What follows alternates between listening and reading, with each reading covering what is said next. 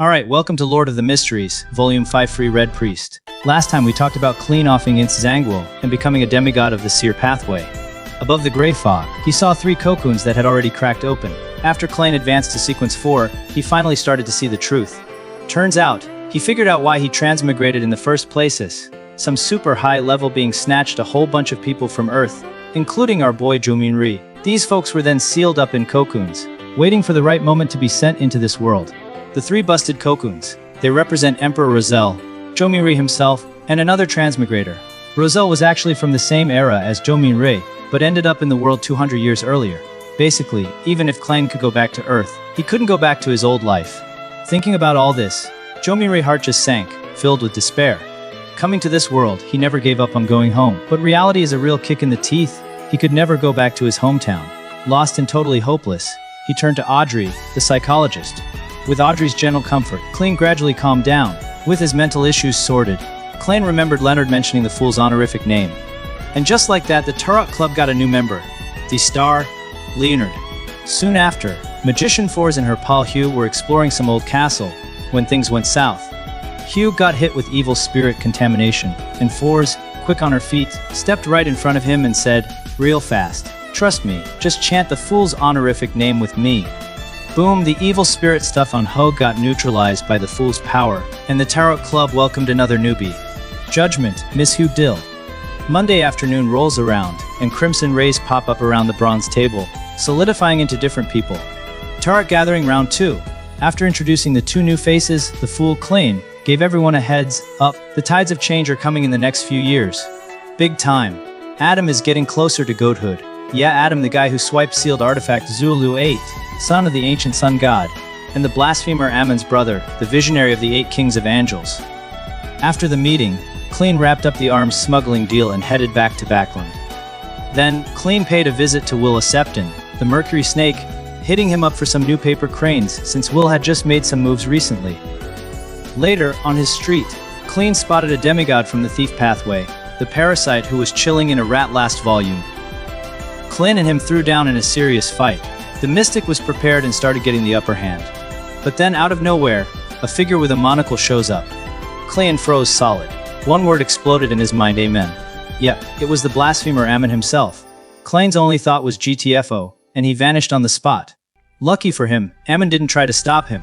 He just turned his attention to the parasite, easily took control of the demigod, and turned him into one of his avatars. Meanwhile, Klein, who had fled in a sorry state, quickly wrote a letter to the old angel parasitizing Leonard. Then, he prayed to the goddess of the Evernight for help. Right after chanting the goddess's honorific name, a figure appeared before him. This lady was wearing simple linen robes, with long black hair flowing wild, and no shoes or socks. Her name was Ariana, Dean of the Convent of Evernight, head of the 13 archbishops. Turns out, she's also a servant of the Evernight goddess, also known as the Servant of Concealment. She agreed to help Klein deal with Ammon. Alright, so one day Klein's walking down the street when his gut feeling just goes off. Suddenly, he gets this image in his head, a gray rat chilling on a carriage window, casually checking out the street scene. And this rat, it's the thief pathway demigod who became Ammon's avatar.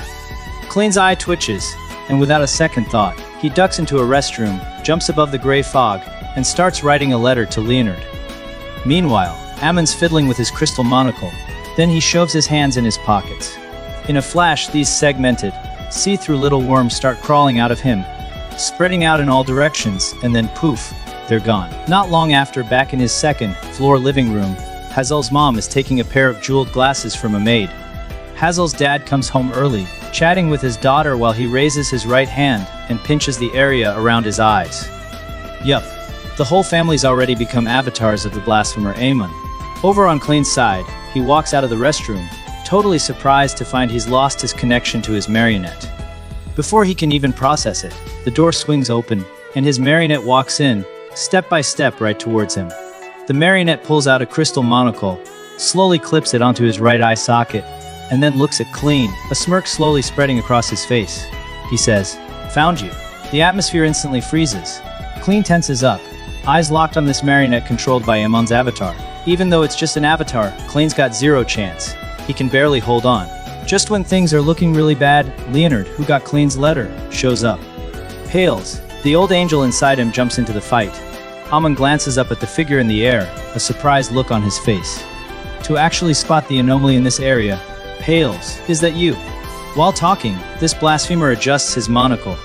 The whole block gets covered in this weird, dim light, like it's been cut off from reality. Even with the old angel helping, there's still no match for Amun. Klain's powers are getting snatched away left and right by Amun. Suddenly, Klain whips out a paper crane and throws it at Amun. The second the crane leaves his hand, it bursts into crimson flames, dropping a bit of ash. Inside a black baby carriage, Septon, the mercury snake wrapped in silk, wipes his mouth and blinks his eyes, muttering, "Life's really tough." He pulls out something from who knows where, a thing with a clear gem set in it. Pure bright light shines out. The burnt paper crane suddenly freezes. One after another, complex mercury silver symbols pop out, instantly linking together into a huge, formless, scaleless serpent. The silver giant snake is covered in dense patterns and symbols, forming tons of connected wheels. Each wheel's surrounded by different markings. The giant snake shoots into the air, curls up, and bites its own tail. Its shadow swallows the whole block, like some crazy, mystical wheel. The Serpent of Fate restarts time, reversing it back a few minutes. Amun gets hit with a totally unexpected blow. At the same moment, Klain pulls the trigger of his mourner's gun.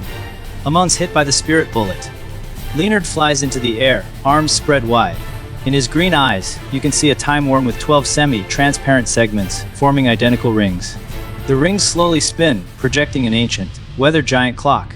The next instant, a clock chime rings out, like it's traveling through history, echoing far and wide in the empty, hidden world. Amun's avatars shrink back, one after another. Alright, so with that, the Amun avatar in Backland was finally wiped out for good. In that fight, Amun was just messing around with an avatar, and Klain had to beg for help from pretty much every god he could think of just to barely scrape by with a win. Alright, so after all that craziness, Miss Hermit, Katlia managed to snag a drop of Serpent of Fate's divine blood through Klain. She leveled up to Sequence 4. Mystic. Magician 4's, she chugged her potion and became a Sequence 6 Recorder. And son Derek, with Chief Colin from Silver City giving him a hand, he hit Sequence 5, Priest of Light. Basically, the whole Tarot Club got a serious power boost. Oh, and Miss Sharon, with Klain's help, she also advanced to Sequence 4, Puppet. Meanwhile, the witch Triss, trying to get to the bottom of the Backland smog and get revenge for the prince, groomed Sherman, who'd been wanting to become a woman for ages, into a witch, renaming him her Sherman. Then she ordered Sherman to become the mistress of Viscount Stratford to snoop around for info. But get this, Sherman, now a witch and originally a dude, actually fell for the Viscount's sweet talk and believed his lies about them getting married in the end. Later, when Sherman was reporting back to Triss, she mentioned the Viscount wanting to marry her. Triss just scoffed, like, "Don't believe a word men say in those situations. It's just sweet nothings to get what they want." Sherman's face just fell, but she still clung to the Viscount's promises. As things heated up between them, Triss figured it was time to reel him in. She used Sherman as bait to lure the Viscount, wanting to nab him and get to the truth. But then, bam, a figure in white robes just pops up. Black hair, blue eyes, delicate and pretty, it's Katarina, the Undying Witch. Next thing you know, Triss is tangled up in a massive spider web, sealed in a see-through cocoon, completely stuck. Turns out, the Viscount was playing Sherman too. All that beautiful love was just a pretty dream he spun for her. Triss had to bail, and the Undying Witch vanished with her. Just as the Viscount was about to finish Sherman off, her buddies Fours and Hugh showed up, and they grabbed the Viscount. But Sherman couldn't handle the betrayal. She was on the verge of losing it. She looked at Hugh, begging for death. Hugh, watching her old friend turn into a monster, pulled out his revolver, put it to Sherman's forehead. Bang! Sherman was gone for good. And the fool who'd been keeping an eye on this whole mess learned an unbelievable truth from the Viscount. The mastermind behind the Backland smog incident was none other than King George C.I. of the Kingdom of Lone. Besides that bombshell, Klain also snagged a relic of the ancient sun god, the Sunless Cross. And on top of all that, Klain even used the Sunless Cross to divine the Sequence 4 and Sequence 3 potion formulas for the Sun Pathway. This is going to be a huge help for Derek leveling up later on. At the next tarot gathering, Derek, the sun, spotted the ancient sun god's relic and got super hyped, because the ancient sun god is the god that Silver City worships. Meeting over, he practically jumped out of bed and bolted towards the Twin Towers, where the chief was. Seeing the chief, he couldn't contain his excitement, blurting out, "Chief, I found a relic of the creator." Chief Colin, white-haired, heard this and his eyes narrowed, his expression shifting. But there was this indescribable emotion in his eyes, so strong it just froze Derek in place, making him forget what he was going to say next. In the heavy silence, Chief just murmured the word relic, his voice a bit low. Derek's eyes widened, and he realized he'd accidentally let slip that the creator was dead. The creator had been devoured, totally fallen, never coming back. He hesitated for a long time, then finally he forced himself to speak, his voice hoarse, explaining to the chief how the sun god had died. After hearing all this, Chief Colin's pale blue eyes seemed to lose focus. It wasn't until Derek left that Chief Colin slowly walked to the window, looking out at the altar near the training grounds. There were tons of people gathered there, around the creator's altar, some doing ancient dances to please the god, others belting out songs praising the great being. Their faces were lit up with smiles, their eyes full of hope and anticipation, like if they just held on for a few more years, the creator would return, and all their suffering would end. This hope, for the past 2,000 or 3,000 years, had been crushed time and time again, but it kept rising again, supporting people's spirits against despair and oppression. Colin stood by the window, focused, intently watching it all. Not long after, Hervin, a member of the psychology alchemists, reached out to Audrey Justice and tried to use psychological suggestion on her, hoping to influence the situation. Pattern, I'll go with lay of the land, or big picture of Loan through her. But Audrey caught on pretty quick that something was off. She talked it over with the other Tarot Club members, and with German Sparrow hunting him down, Hervin ended up as extraordinary characteristics and a potion formula, basically stepping stones for Miss Audrey's advancement. From Hervin spilling the beans, and later helping the Red Angel hunt down Katerina, the Undying Witch, Klein finally got a clear picture of what's going on inside the Backlund royal family. Turns out, the royal family's always been kept in check by the 3 major churches. The king's gotta stay at sequence 5 or lower, no higher level extraordinary powers for him. To ditch these restrictions, King George hasn't teamed up with the psychology alchemists, the witch sect, and the Twilight Hermit Order, secretly plotting to advance to sequence 0, the Black Emperor. And that's not all. Klein also found out a war is about to break out across the whole world, and the hidden hand pushing it all is the leader of the Twilight Hermit Order, Adam, the Visionary.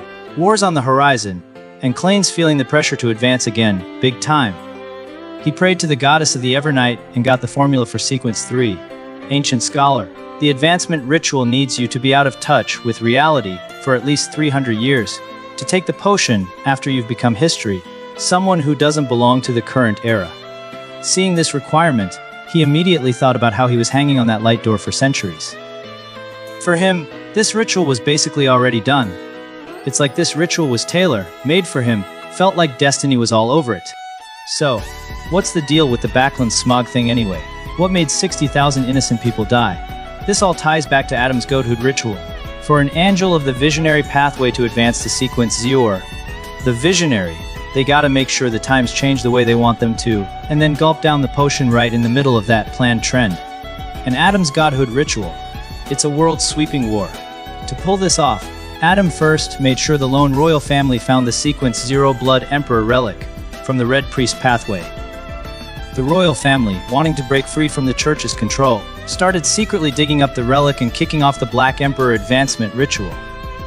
To become a Black Emperor, you gotta get tons of people to build 9 pyramid-like mausoleums. So, King George III offered a sequence 1 extraordinary characteristic from the Red Priest pathway as payment and made a deal with the witch sect. The witch sect started selling people to the royal family through all sorts of shady ways. And the Backlund smog thing, that was just smoke and mirrors cooked up by the royal family and the witch sect. They sacrificed 60,000 Backlund civilians to cover up the missing people and the secret mausoleum construction. Then, Adam used the psychology alchemists and the Twilight Hermit Order to secretly push the Falsic Empire to get ready for war, all to complete his own godhood ritual. You could say everyone in this deal got what they wanted, except for the tens of thousands of lives that were just tossed aside like trash. Even scarier, the 7 gods were either watching or even helping it happen. As for why, you'll find out later. Okay, so this day, the war that's gonna engulf the world kicks off with a bang, literally, in Backlund. The Falsic Empire officially declares war on Loan, and fleets of airships are raining down fire on Backlund like crazy. In just one day, Countless wives lose their husbands, countless kids lose their mothers. The City of Hope, as it was once called, is now hell on earth. Klain stands in the cemetery silent, watching the everyday folks' grief. All he can do is try his best to help the regular people, but in the meat grinder of war, one person's power feels so tiny. In a daze, Klain seems to see how things might end up. King George III is about to finish his Black Emperor advancement, and Adam's gonna climb onto the God throne. Is this the ending you're okay with? This question just pops up in Klain's head. He thinks about the regular people struggling through all this pain, the ground soaked in blood, and the masterminds behind it all, about to step onto the God throne over piles of bones. No, I don't accept it. Klain's just a sequence 4 demigod. With all 7 gods giving the nod, Klain's resistance seems pointless.